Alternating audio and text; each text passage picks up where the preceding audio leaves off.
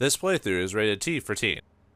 The killer is getting bold, so we must be bolder ourselves. Greetings and salutations, viewers. Vauldemare back here with another episode of Sherlock Holmes versus Jack the Ripper. The last episode, we continued gathering information, but unfortunately, the Ripper keeps kind of dodging in and out, and now he's come back with a vengeance, killing two ladies back to back.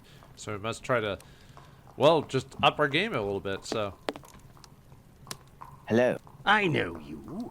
You're Squibby's guardian angel. You weren't dressed the same last time, but I don't forget a face. No hard feelings, huh?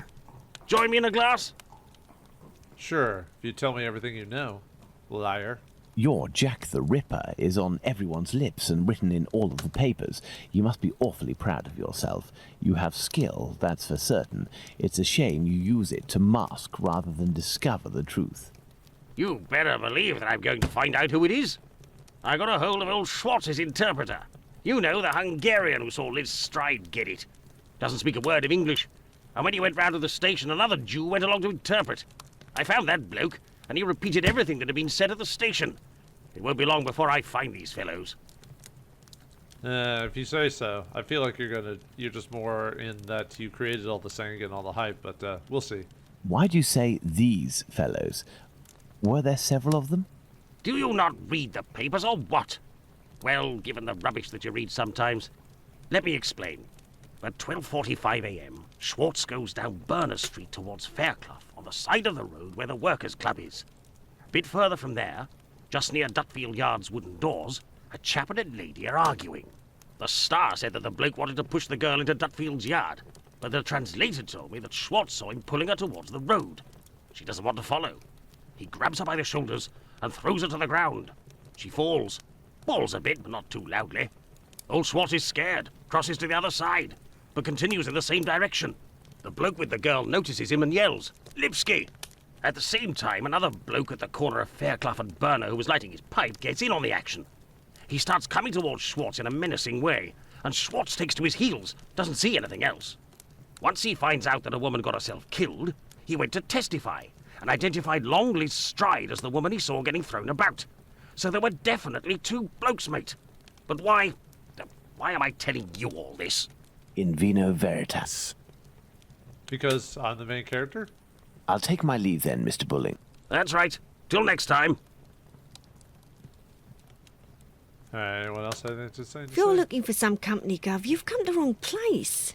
Me? I'm just here to pour. I don't care who you is, I knows nothing, and I don't care neither. Just like most people. A draft, my good man.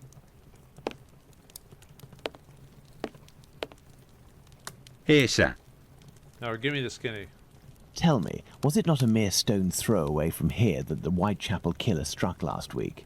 That'd be Jack the Ripper, that's his name. Slit the throat of a working girl in a small courtyard over there behind them big wooden doors. Below the Workers' Club? The very spot, below Lipsky and Co. I wouldn't be surprised if Jack was one of them, if you catch my drift. Huh, okay. Lipsky, huh? We saw him in the cutscene. Lipsky and Company. Do you mean to say that someone called Lipsky runs this club? Nah, it's just that it's full of Jews. In Whitechapel, we call them all Lipskys, like that Lipsky who killed that girl in Batty Street last year. Oh, really? Last year, a Jew named Israel Lipsky killed a lass who was 6 months pregnant by making her drink acid. One trial and one protest by rabbis later, and he was hanging. By those who don't much like him, the Jews are called Lipskys. Is the term Lipskys used to refer to the Jews in the area, and is this club frequented by Jews? You got it. Socialist Jews, even. They spend their evenings hollering, singing. I've seen them spitting on the bosses. I've actually never heard the term Lipsky before, but then again, I'm not like an expert on histories of slurs and stuff like that, so that's kind of interesting. Usually this stuff's based off actual information, so... And you know the victim? No more her than any other. The working girls don't drum up business too much in this street. They need a reason to end up here. A reason, huh? Very well. Goodbye. Cheers. First and foremost, I must find PC Smith. PC Smith, is that the PC race, master race or whatever? Good evening, Constable. Good evening, sir. I am Dr. Watson. Would you happen to be PC Smith, the man who patrols this beat? That's me. And you work with the famous Sherlock Holmes, don't you? What can I do for you? Well, you can answer my questions, you Bobby Pig. I believe you were on duty the night when the murder took place here. You would certainly be able to confirm a few details, such as the time of death that the medical examiner gave. It's just that I wasn't there when the body was discovered. I don't think I can help you. We can try. But I was told that you had seen the victim that very night. Indeed, but it was before the murder. I saw her, not far from here. She was talking to a man. It was around 12:30 or 12:35 a.m. Okay. A man? What did this man look like? I only saw him from behind, really. He was wearing a short black outfit, a small felt hat like a cap in a dark colour, and a white collar. He seemed to be a respectable type. He was carrying a packet in his hand wrapped in newspaper, about 18 inches long and about 6 inches wide. His outfit reminds me of someone that I know. Was he a large man, on the older side? I don't think so, no. Even though I only saw him from behind, I would say that he was barely 30 years old, or even less. Say 28, or even less. 26 years old, and 5 foot 8 inches tall at the very most. He had a small dark brown moustache and an olive complexion, I would say, but once again, I only caught a brief glimpse of his face in three-quarter profile. Okay, that's pretty descriptive. Nobody else saw this man? I discussed this previously with Mr. Eagle, the president of the Workers' Club. That night he returned around 12:40 a.m. to the club. He used the passage through Dutfield's yard to get into the club because the main door was locked. He can attest that he didn't see anyone else in the passage at that time, but wasn't really paying attention to who else might have been in Burner Street itself. He was listening to the song coming from the club. In short, no one else saw him. Well, thank you for having satisfied my curiosity, my friend. A fine evening to you, Doctor.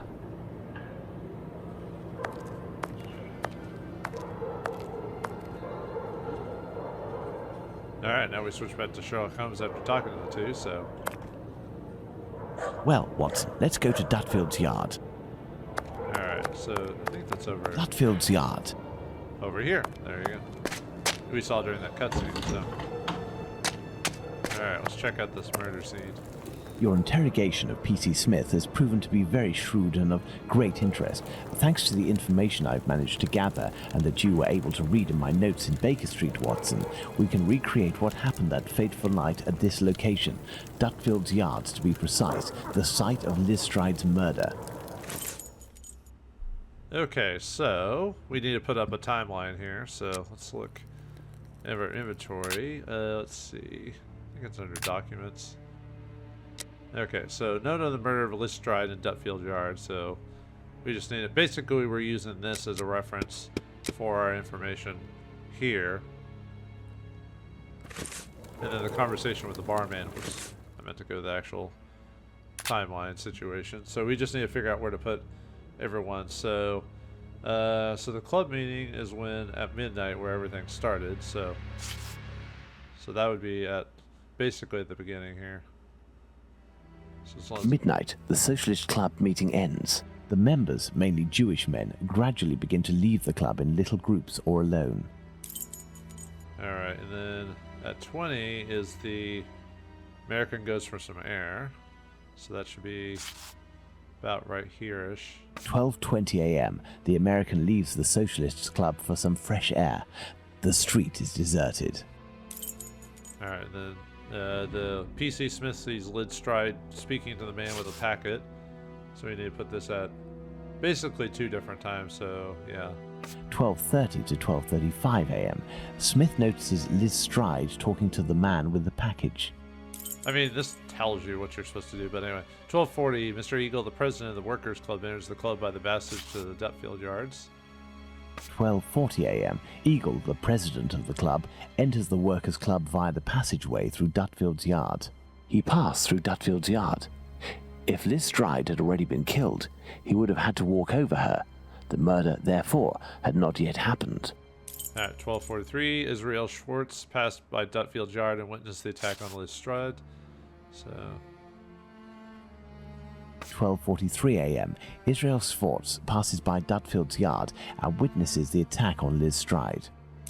Alright, 12:44. Israel Schwartz changes sidewalks. The attacker sees him and cries Lipsky. 12:44 a.m. Schwartz crosses to the other side of the road. The attacker sees him and yells Lipsky. The attacker must have shouted to his accomplice at the end of the road, Lipsky, indicating at Schwartz using his head in an attempt to scare off this undesirable. 12:45. Israel Schwartz flees, followed for a few feet by this man. So 12:45 a.m. Schwartz runs away, followed for a short distance by this man. And then 1 a.m. Mr. Daimschultz wants to enter with his cart pulled by a pony. 1 a.m. Mr. Diemschutz wants to enter with his cart, but the pony refuses. We know that the murder took place between 12:45 and 1 a.m. Mr. Diemschutz therefore must have disturbed the killer. Let's place Liz Stride's murder on the timeline, Watson. Alright, Liz murder was murdered between, like what he said, 45 to 1. 12:45 to 1 a.m. The murder of Liz Stride. It took place in this very spot, as the traces of blood were very confined. We will come back to this point in a few moments to elaborate on what could have happened. Well, we are still missing certain information in order to finish this investigation, Watson. Yeah, we need to actually check the... What shall we do, Holmes? We need to check the actual body, so... wherever it is around here. There it is. I was like, where am I going? Watson, imagine the victim laid down there on the ground. Just imagine. Don't even think otherwise. Her right hand, it is bloody, as is her wrist. Okay. We're just getting all our information first before we... The ground is muddy. Alright, ground muddy. Sliced, yep. At The neck. throat, there is but one clean cut, slightly slanted downwards. Her knees and dress, they are clean. Okay. Oh, and then spilled whatever those are. Her left hand, it is closed around a bag of pastils. Of course. That's how it should be. So, okay, so we checked all that. So now we need to go back to the deduction board again. Where are you? Yeah, deduction board. So now we just need to figure out the murder situation here. So we just need to put everything in its rightful place. Okay, so let's see. The knees and bottom of the dress are front and clean. Ground is dirty. Let's see. The wound in the neck is clean, starting from the right to left, oblique and descending. Bloody right hand and wrist, and the carotid wasn't slit this time.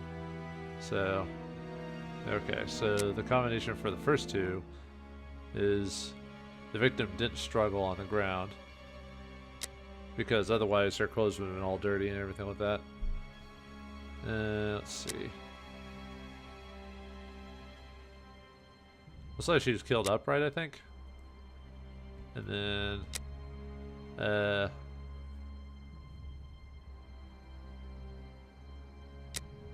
we're standing at the moment of the fatal blow, I think. Let's see, but we'll get back to that one here in a second. Let's see, let's go to this one. The wound around the neck was clean, so it was given to the right hand. And then this one should be, let's see. There's only one wound. It proved to be mortal. And this one, let's see. I think this one's the murderer struck the blow from his height, which would then, let's see. Killer is a same height, I believe. Yeah. Okay, and then this one, blow right hand, right-handed. Okay, this ties into the murderer's a lumberjack. No, he's strong. He's a lumberjack and he's okay. He works all night and he plays all day. Something, I forgot the song. Anyway, killer's a strong man. And then the bloody wrist situation. Must had her hand on her throat. And then the killer. Let's see. The knife. We have two possibilities. The first is that Liz Stride's killer and the attacker, seen by Schwartz, were one and the same man. The second is that Liz Stride meets a client. After some discussion, they head towards Dutfield's yard to do their business. As soon as they arrive, the attacker appears while his accomplice keeps watch. Schwartz's arrival dissuades the two men from lingering. They leave the area and leave Liz Stride in a tense state, but glad to have kept her client. He will be her murderer. Both hypotheses are possible, but an incongruous detail will serve to corroborate one of them. An incongruous detail that we were able to establish regarding the Hanbury Street murder. Which one would that be, Watson? Look at the victim carefully, Watson, and tell me the link between the murder of Liz Stride and those of Nichols and Chapman. Why don't you tell me? Oh, never mind. I was about to say we're playing as you, so... Look at the victim carefully, Watson. Okay. But anyway, the... oh, and the knife he used was thin, by the way, for... If I didn't say that. But anyway, the combination... The combining factor is the pills. The bag of pastels, Holmes. The bag of pastels. Indeed, Watson. If this woman had to defend herself against an attacker, why would she have held onto this bag in her hand? It didn't fall because this woman's hand tensed at the moment when she fell to the ground. Therefore, Watson, we know the killer distracted his victim's attention by making them take something out of their pockets. Why didn't he slit her throat like the others? He must have feared a struggle with this strong-willed woman. Why didn't he eviscerate her? Because Louis Diemschutz arrived. Do you think the Whitechapel killer is behind this murder, Holmes? Yes, and now this murder has been linked to its rightful perpetrator, it will take on deeper meaning when we have examined the facts from that night. Let's go to Mitre Square, where Catherine Eddowes was killed. And make haste, Watson, as we have another murder to commit in 40 minutes. Here we are, Watson, Mitre Square. It took us a mere 20 minutes to get here. If the killer left Dutfield's yard around 1 o'clock, as we assume, he would have arrived here at around 1:20 a.m. We know that Catherine Eddowes' body was discovered at 1:44 a.m. Catherine was released from prison around 1 o'clock, but we have no information as to what she could have been doing until her death. This place has 3 possible ways out. Let's see where they lead. As a precaution, I brought an old map of the area with me. It will help us get our bearings. Let's hurry, Holmes. This neighborhood makes me ill at ease. It freaks me out, man. Map of the vicinity of Mitre Square. Imperial Club, Synagogue, St. James Passage, Mitre Square, Mitre Street, Church Passage, and other little details. I can't remember. Map of Mitre Square and surroundings. Scene of murder, 1:45 a.m., Sunday, September 30th, 1888. Okay, so we just need to kind of look around. Whoops. Trying to do let's grab this lantern. Yeah, I can barely see anything here. I have to turn on the did I grab the okay, I got the matches too. You get those at the let's use the matches on that. Take the lantern, Watson. Okay, now we can see, yeah. It was dark on purpose. Just random papers and stuff like that. But they don't mean nothing.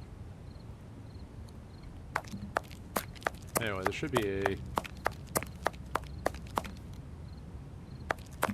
Yeah, thanks for helping me out there, Watson.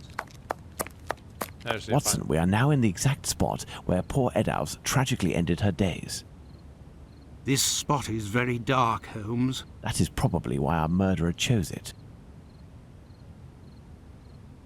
But didn't they kind of say that probably during the murders that someone may have copycat the murders or killed people during that time just to take let the Whitechapel killer or Jack get the credit for it? So that's why some of these are actually kind of a little bit weird. But I don't remember. It's been forever since I've studied that stuff. So yeah, it looks like the change is left. Do these objects spread out by the victim remind us of anything, Watson?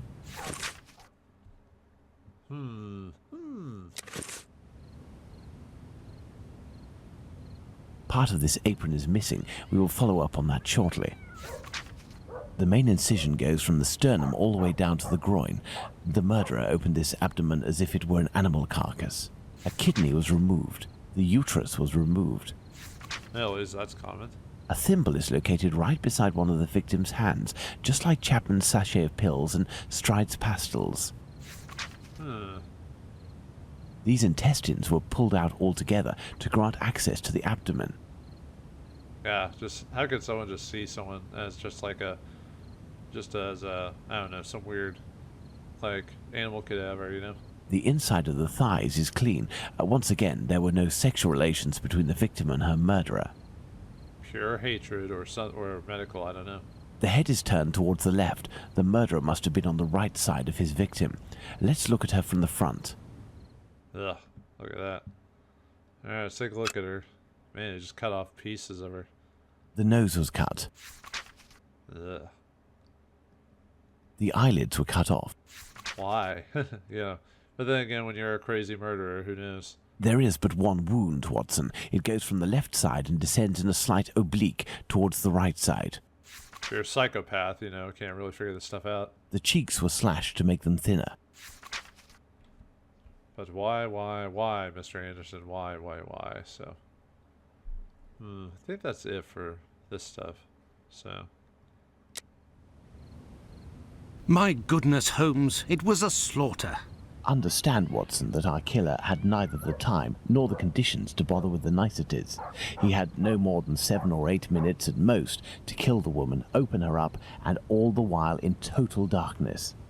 Holmes, it's a woman, a poor victim you're talking about. Consider all the time this man lost and the risks that he actually took by cutting the victim's face and the lower abdomen in around 20 precise spots, especially the lungs and the liver. These attacks, which I considered gratuitous, are in fact nothing of the sort, and have as much sense as the removal of the organs. We must, first and foremost, locate the 3 exits leading to Mitre Square, Watson. Alright, so we have to find the ways out just to... Church Passage. It must be opposite the Imperial Club at 16 to 17 Duke Street. Let's go to the end of this lane, Watson.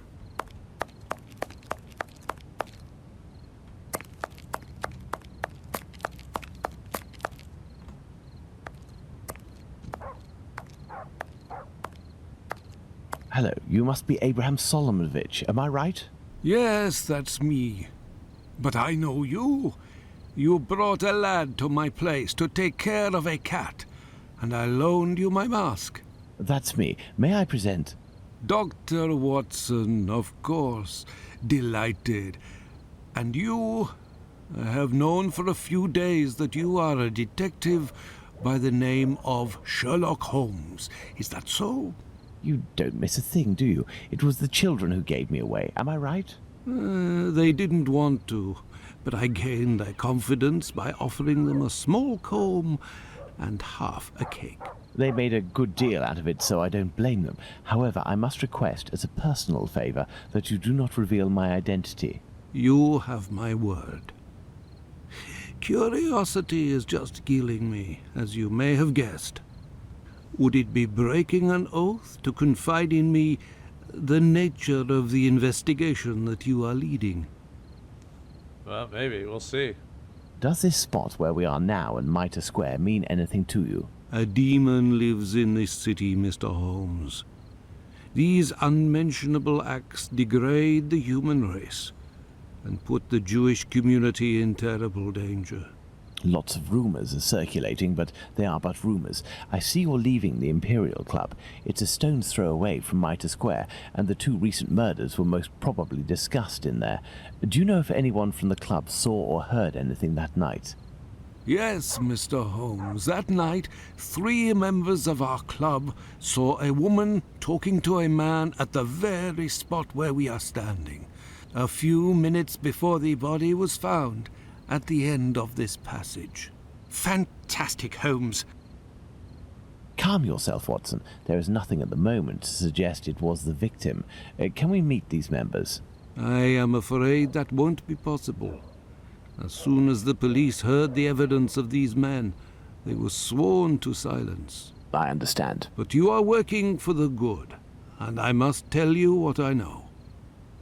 One of the 3 men, my friend Joseph, left that night with 2 other members of the Imperial Club, Harry and another Joseph.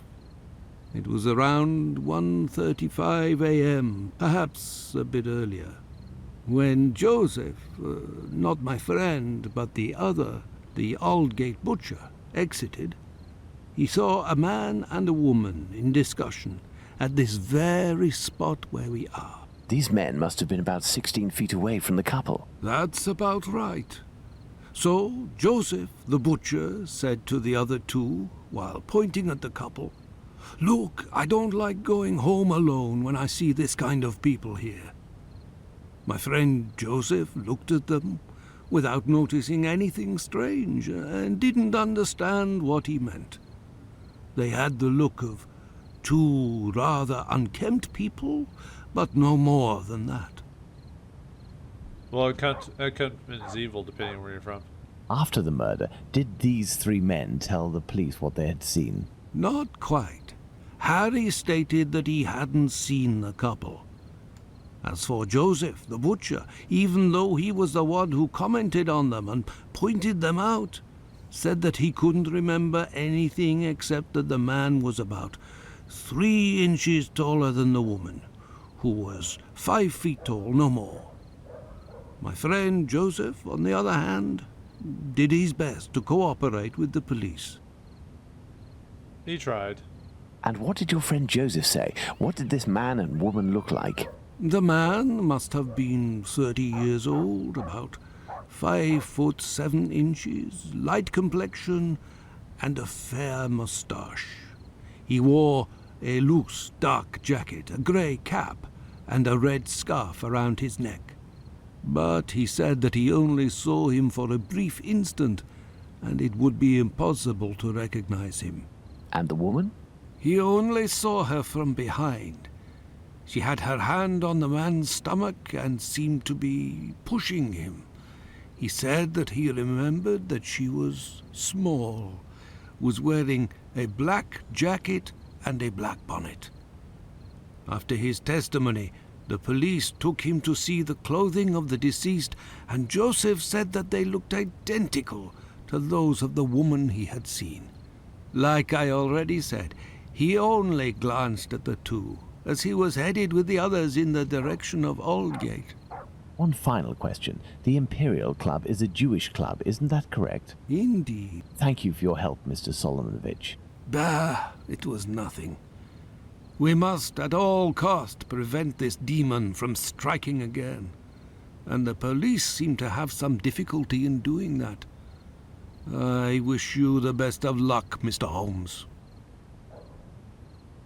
Yeah, the police were pretty incompetent during this from all intents and purposes. Closed. This building is the Great Synagogue of London. Although mainly it's because they weren't working together during the whole thing. They probably could have solved it if the different precincts had worked together. So, alright, let's go to the other exit. This is Mitre Street, from where Watkins, the constable who found the body, came. I have no reason to go that way. Nothing of interest here. Alright, I think that's... This dark and narrow passage leads to St. James's Place. Watson, we must now consult our timeline. We began in Dutfield's yard, but this time we will try to recreate the actions of certain people. In this case, those of the 2 policemen. Okay, so we just need to add a couple of new things. So 1:30, PC Watkins enters Mitre Square. 1:30 a.m. PC Watkins didn't see the corpse while on his rounds. Okay, I don't know If why. PC Watkins did his rounds properly, and there is no reason to doubt this was the case, as he discovered the corpse a quarter of an hour later, the murder hadn't yet taken place, and there was no one in Mitre Square, unless they were hidden among the shadows. Enter Mitre Square via Mitre Street, Watson, and stop and try to see me with the lantern. I will be where poor Edow's corpse was.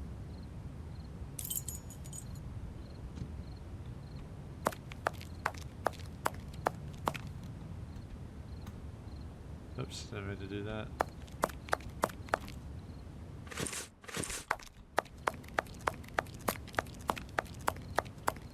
Well, looks like I can't really see you, so... Well, anyway. Yeah, I can't see you there. Enter Mitre Square via Mitre Street, Watson, and stop and try to see me with the lantern. I will be where poor Edow's corpse was.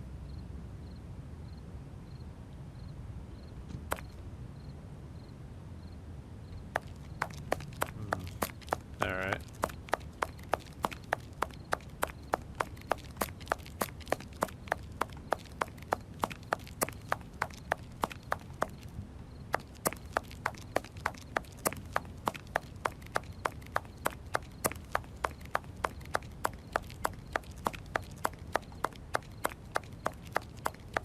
I have no reason to go that way. Well, you can barely see him, but... I see you, Holmes. Perfect, Watson. Let's look at our timeline, Watson. Okay, so... let's do the next one here. The, 135, a man and a woman are in discussion at the entrance of the church passage. 1:35 a.m. A man and a woman are arguing at the entrance of the church passage. The man came from Aldgate.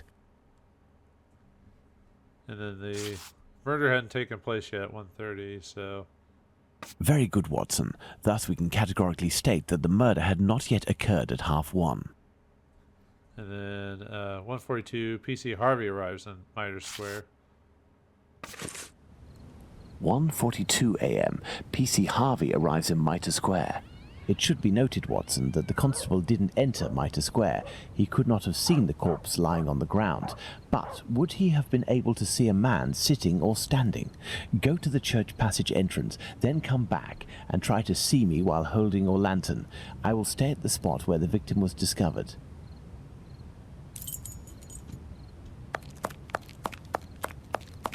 I see you, Holmes. You had to proceed into the square in order to see me, something Harvey didn't do. It is possible that the killer was still there. 1:42 a.m. PC Harvey arrives at Mitre Square, but does not go in. The murderer may well have still been there. Because they didn't look the right way or whatever, so... Yeah, I wouldn't be surprised. Sometimes some situations happen like that, so... 1:44. 1:44 a.m. The body is discovered. Let's put the murder of poor Eddowes on the timeline, Watson. So it'd probably be 1:35 to 1:42.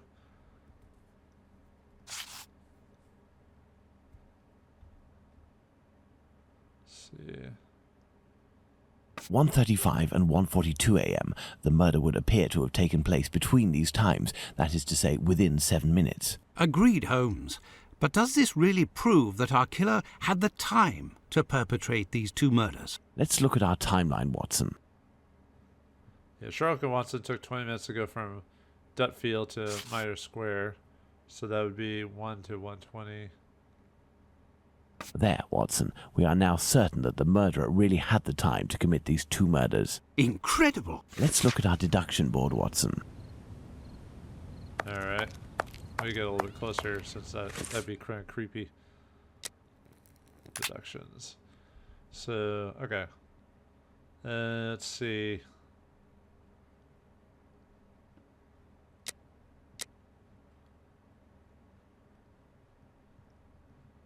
Could just put them all down. So, see, items are meant for a woman. So let's see what our options are.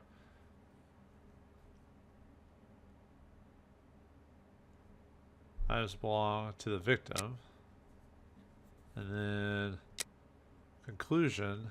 See, Eddowes' murder is a transvestite, fetishist. The murderer searched C. Eddowes.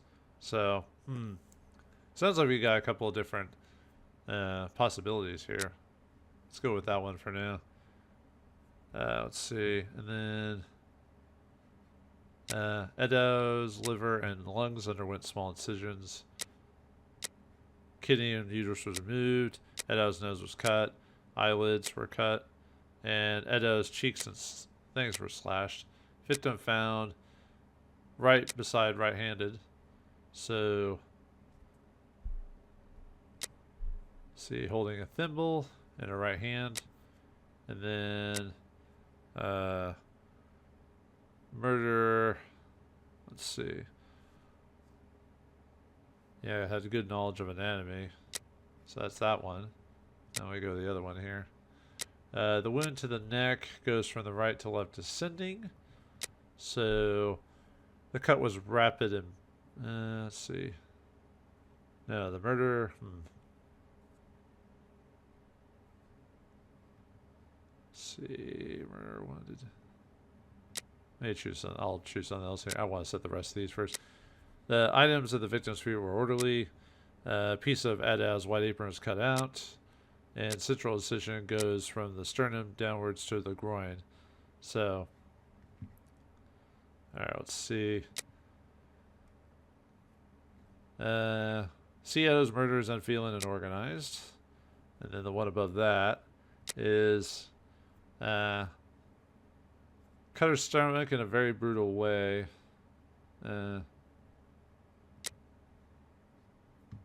Yeah, like that of an animal, so.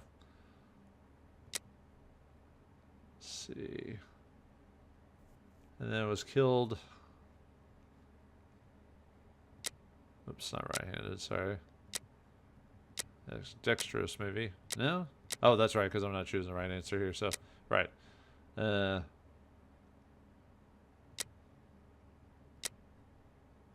we go. Fierce and instantaneous. The murder is right-handed. And the top one is... let's see...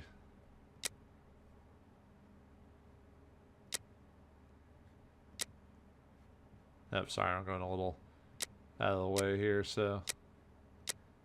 Sorry, I didn't mean to click on all those, so... Okay. Let's see... Blows fierce and instantaneous, so... The wound is similar on her, and then... let's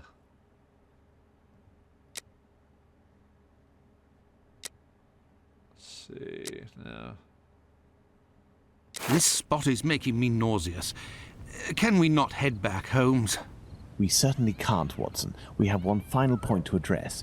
Do you remember the piece of white apron that was missing just now? It was found just a few steps away from here, at the entrance of a building. That's where we must go. Okay, so now we need to see... go to Goulston Street now.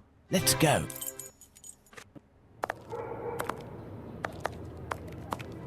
There's the spot, Watson. By night, Goulston Street is deathly silent, which will permit us to carry out a fair few experiments. Let's find the entrance where the piece of the victim's apron and the mysterious chalk message were found. Okay, let's see.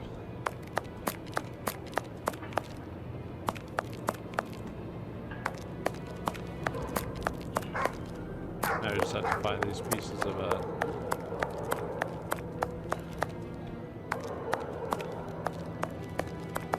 Yeah, luckily we got that lantern all over the place so we can just see what we're doing.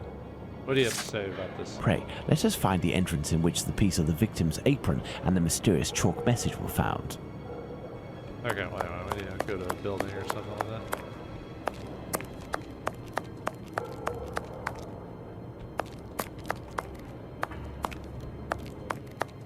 Nothing of interest here. I have no reason to go that way. Is it a conspicuous, There's the spot where the apron and the message were found by PC Long. Now, let's recreate the scene. Remember, Watson, it was raining that night. Find me something with which to mimic raindrops hitting this wall while I write something with my chalk. The Jews are not the men that will be blamed for nothing. But what does it mean? Could mean anything and everything. Have you found something for us to pour water from, Watson?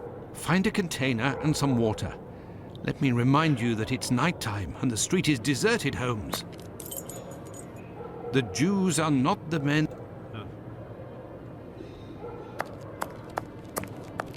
So now we need to find something to, I have no reason to go that way. What type of man are you? You should be able to explore all over this place. See all the mysteries. I have no reason to go that way. Fine. That may come in handy. Who knows? Grab a rope. Let's see, what else is around here?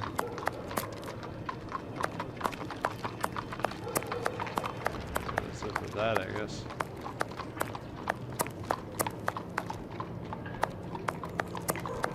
That may come in handy. Who knows? Got a hook.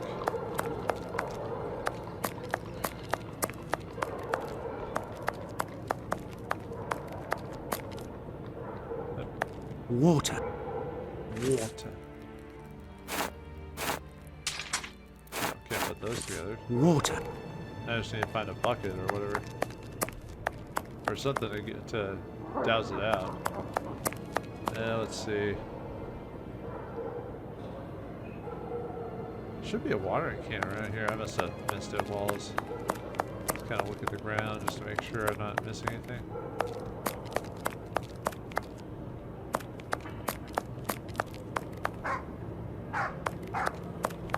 I always hate missing those like little details, even though it's not. No broken bottles. Oh. Wait, why am I missing that?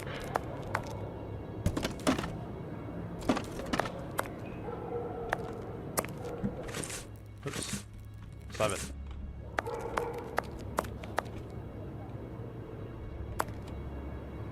A watering can. That's what I need. But I can't reach it. Okay, now we can with the pole. A watering can. That's what I need. But I can't reach it. Okay. Let's see. This isn't supposed to be able to. I thought I could. Maybe I have to put the rope first. A watering can. That's.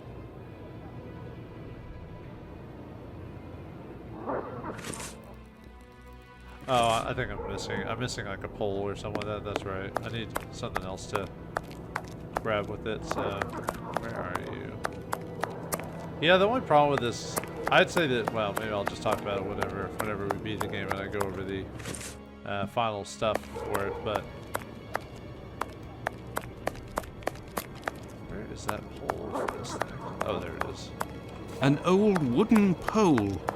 A merchant probably threw it out. Okay, there we go. Yeah, combine the pole and the hook, then rope it together. Okay.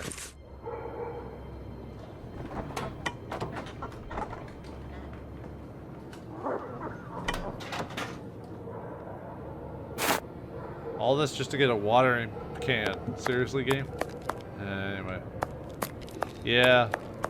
This game's filled with like fetch quests and silly stuff like that. I mean, other games kind of had stuff like that, but I don't know. I feel like it's the worst in this game. Okay, now we can.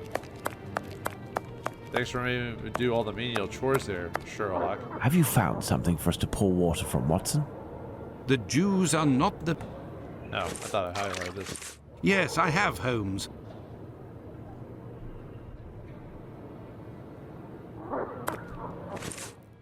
If this message were written by the killer, then it would have been lying in this entrance for up to 35 minutes before being discovered.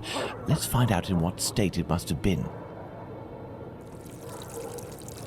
This message could not have withstood an entire night in the rain. During the investigations carried out on the night of the double murder, PC Hulse inspected the entrances of this street around 2:20 a.m.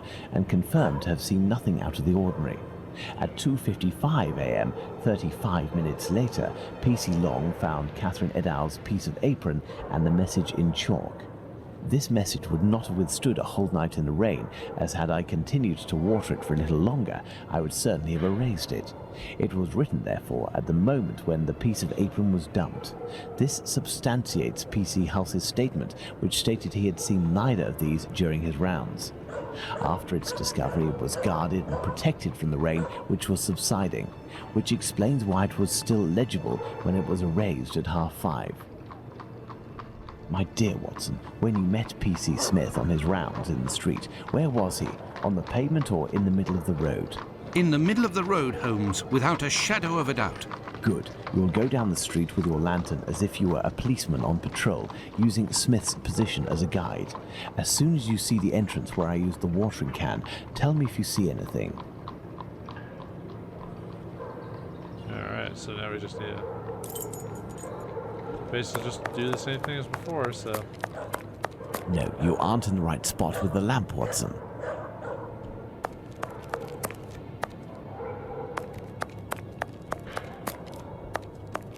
I don't know why you have to make this so obtuse there, my friend, so...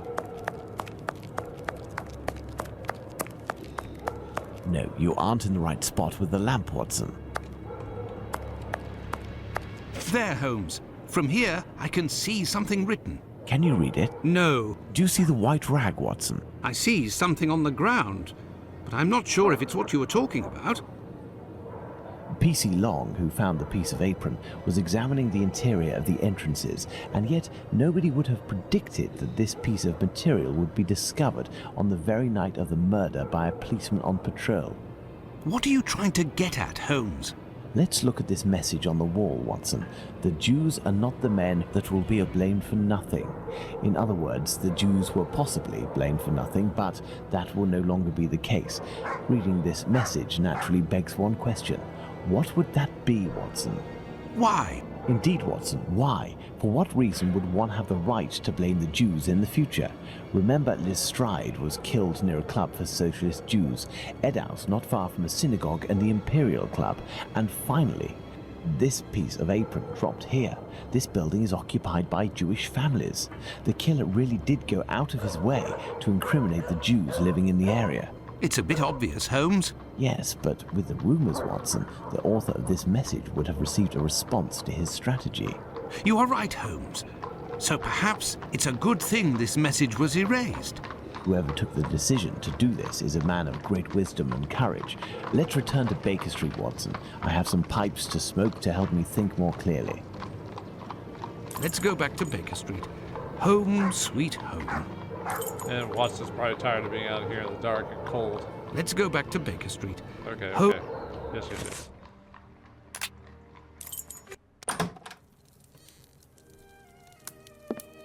I had nightmares all night, Holmes. As for you, I bet you didn't get a wink of sleep, did you?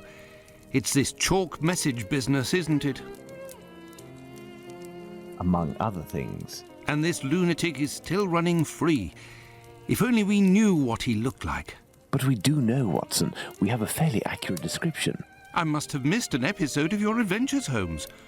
Not only have I heard you discredit the value of our eyewitnesses, but the few descriptions we do have don't seem to correspond.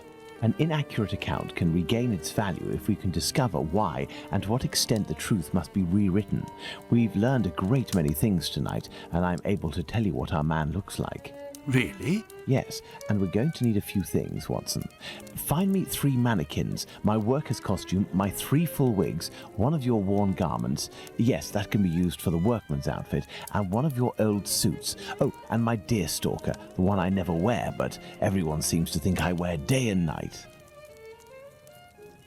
Well, it's because of the descriptions in the books, my friend. Actually, now that I think about it, I think he wears a deerstalker cap once or twice, actually, in the book, because usually he does just wear a cap or something like that, or his top hat in the books. I think it's because of the old, like, Daniel Rathbone story where they had him wear it, that they think he wore it all the time. But anyway, so we've learned a lot about the killings and the timelines, but now we need to figure out what the man looks like. Just don't tell me what the man said. We'll be able to figure out what he looks like. Is the game finally becoming afoot? Will we get ever closer to our villain? Find out next time in the next episode of Sherlock Holmes vs. Jack the Ripper. Thanks for watching, hope you enjoyed, and I'll see you next time.